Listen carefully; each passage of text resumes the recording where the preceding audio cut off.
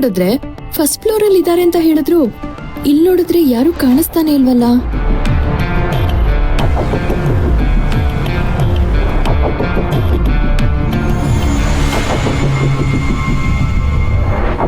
ಓ, terrace ಮೇಲೆ ಹೋಗಿದ್ದಾರೆ ಅನ್ಸುತ್ತೆ.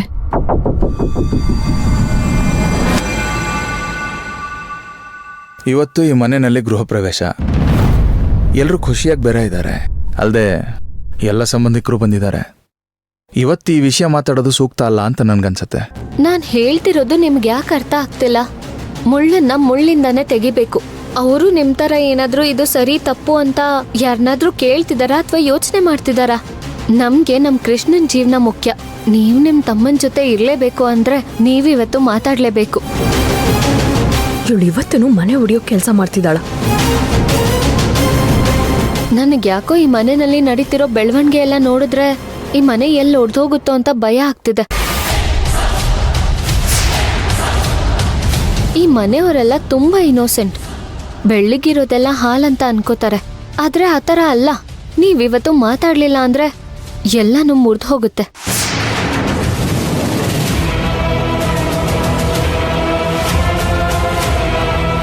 ನನ್ನ ಉಸಿರಿರೋ ತನಕ ಹೀಗಾಗೋದಕ್ಕೆ ಖಂಡಿತ ಬಿಡೋಲ್ಲ ನಾನು. ಈ ಮಾಯಾಗಿ ತನ್ನ ಕೈಲಿಂದ ಮನೆ ಹೊಡಿಯೋಕ್ಕಾಗ್ತಿಲ್ಲ ಅಂತ ಈ ಥರ ಹುಳಿ ಹಿಂಡೋ ಕೆಲಸ ಮಾಡ್ತಿದ್ದಾಳೆ. ನನ್ನ ಮೇಲೆ ಎಷ್ಟು ಕೋಪ ಇವಳಿಗೆ. ಯಾಕೆ ಈ ಥರ ಎಲ್ಲ ಮಾಡ್ತಿದ್ದಾಳೆ ಇವಳು? ಭಾವ ಏನಾದರೂ ಇವಳು ಮಾತು ಕೇಳಿಕೊಂಡು ಮದುವೆ ನಿಲ್ಲಿಸ್ಬಿಟ್ರೆ ಏನು ಮಾಡೋದು?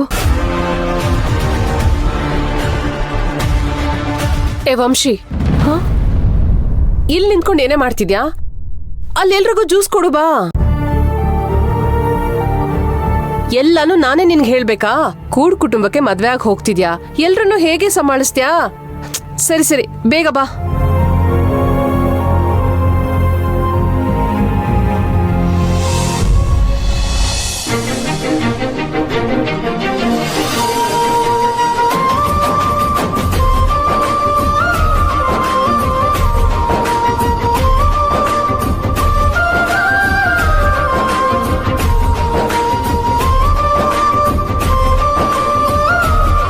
ಎಲ್ಲರೂ ಎಷ್ಟು ಖುಷಿಯಾಗಿದ್ದಾರೆ. ಆ ಮಾಯನ್ ಮಾತು ಕಟ್ಕೊಂಡು ಭಾವ ಏನಾದರೂ ಬಂದು ಅಪ್ಪನ ಹತ್ರ ಜಗಳ ಆಡ್ಬಿಟ್ರೆ ಎಲ್ಲ ಹಾಳಾಗೋಗುತ್ತೆ. ಏನ್ ಮಾಡ್ಲಿ? ಅದೇನಾದರೂ ಆಗಲಿ, ಇವತ್ತು ಆ ದೊರೆಸ್ವಾಮಿ ಅವ್ರ ಹತ್ರ ಮಾತಾಡಿ ಅವ್ರ ಮನಸ್ಸಲ್ಲಿ ಏನಿದೆ ಅಂತ ತಿಳ್ಕೋಬೇಕು. ಯಾವ ಕಾರಣಕ್ಕೂ ನಾನು ನಮ್ಮ ಕುಟುಂಬನ ಎರಡಾಗೋದಕ್ಕೆ ಬಿಡೋದಿಲ್ಲ.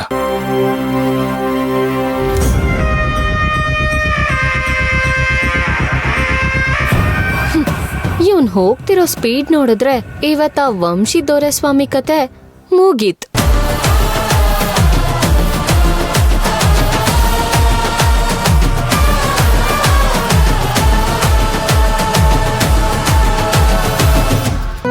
ವಂಶಿ, ಹಾಲ್ನ ಗ್ಲಾಸ್ಗೆ ಹಾಕೊಂಡು ಎಲ್ರಿಗೂ ಕೊಡ್ಬಾ ಹೋಗು.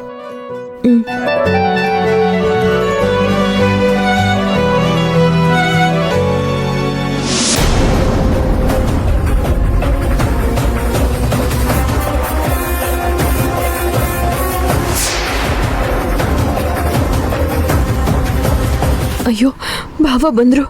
ಆ ಮಾಯನ್ ಮಾತು ಕಟ್ಕೊಂಡು ಭಾವ ಇವತ್ತು ನಮ್ಮ ಅಪ್ಪನ ಜೊತೆ ಜಗಳ ಆಡಿ ಮನೆಯೆಲ್ಲ ರಂಪಾಟ ಮಾಡ್ಬಿಡ್ತಾರೆ.